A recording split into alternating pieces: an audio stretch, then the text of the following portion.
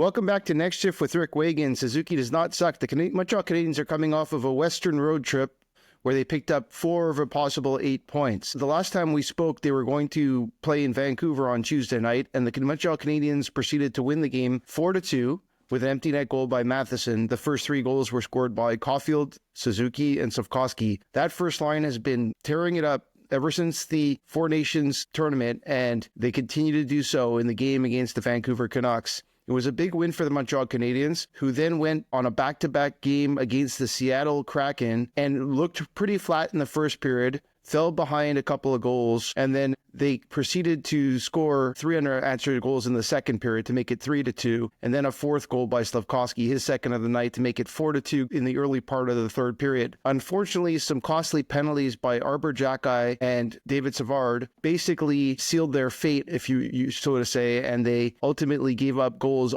with about 6 minutes left on a Xhekaj penalty, and then in the dying moments of the game with an empty net, a 6-on-4 goal after David Savard tripped a player in front. Both of those penalties were warranted, and the Canadiens went on to the overtime where it lasted 4 seconds, and Brandon Martour, I guess you could say, schooled Laine Hutson. I don't think we'll ever see him make that mistake again, but ultimately gave up a breakaway right off the face-off on what appeared to be a set play. The Canadiens lose the game in overtime. They got a point, and they head back to Montreal, where they play the Florida Panthers on Saturday night. The Canadiens are currently 1 point behind the Columbus Blue Jackets, as well as 1 point behind the New York Rangers. The Rangers, Montreal, and Columbus, along with Detroit, are looking to be the 4 teams fighting for that last spot. But you can't count out the Boston Bruins, you can't count out the Islanders, you may not even be able to count out the Flyers, and so there's a ton of teams fighting for that last spot. And then the second to last spot is also up for grabs, depending on how the teams of Ottawa, Tampa, and the Devils, as well as the teams I just mentioned, finish up.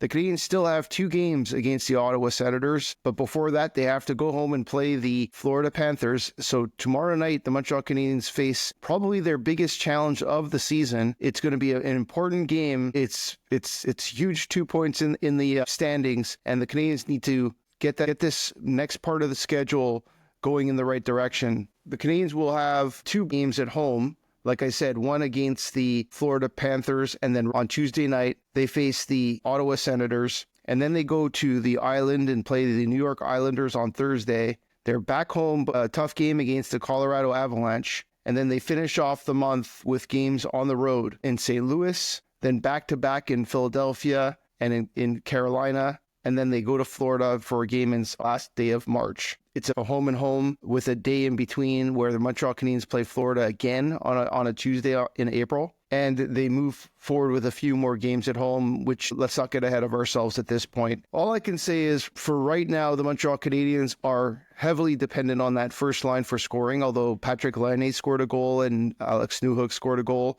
in the game against Seattle. And if Montreal Canadiens can get some of that secondary scoring, I think there's an opportunity to really progress. The line of Evans and Armia and Heineman, unfortunately, Armia did not play the second game of the back-to-back. He was day-to-day with upper body injury. It appears he's going to play tomorrow night in Montreal. So if that's the case, you'll have that line clicking. You may even have the line of Anderson, Gallagher, and Dvorak back together. It appears that they're doing that. And then it'll be the Laine, Roy, and Newhook.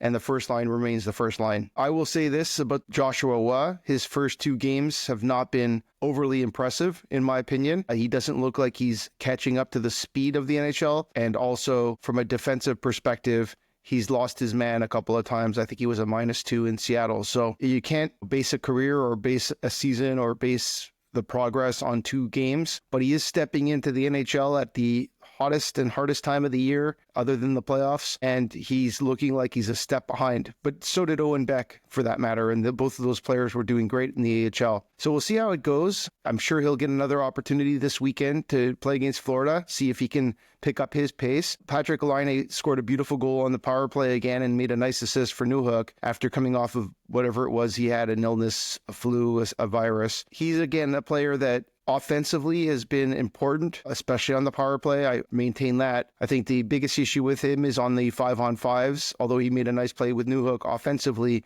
he continues to fight it on the speed on the defensive side of the puck. Patrik Laine has a year left on his contract after this. He's going to be playing another season for the Canadiens, most likely. And most likely he'll get a chance to play with Demidov next year. And it'll really depend on his chemistry with Demidov and whoever else ends up being the second line center, which I believe will be a massive trade of some sort.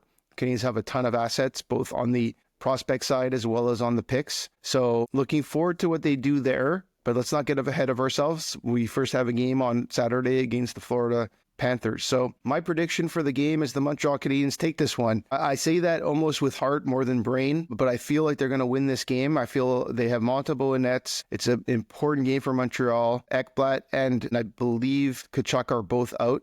I know Ekblad's out, but I believe Matthew Tkachuk might be out as well. Obviously, I think they might have Marchand playing now, so we'll see. It might be his first game back, which could, with Florida, which could be interesting. He might have a little extra motivation there. It's going to be a tough game. Bennett, Reinhart, Barkov, you can name this team is a solid team that the Canadiens are playing, and so it will be a tough win, but the Canadiens are going to have to play desperate hockey and play some NHL playoff type hockey. It's super important they win this one so they stay in the mix. And then obviously the Tuesday night game is huge. So like I said, I predict the Montreal Canadiens win this one by a score of 3-2. I think the line of Caufield, Suzuki, and Slafkovsky are going to get at least 1 point, maybe a couple. And I'm hopeful that we're going to get some secondary scoring by the line of Gallagher, Anderson, and Dvorak, or Heineman, Evans, and Armia.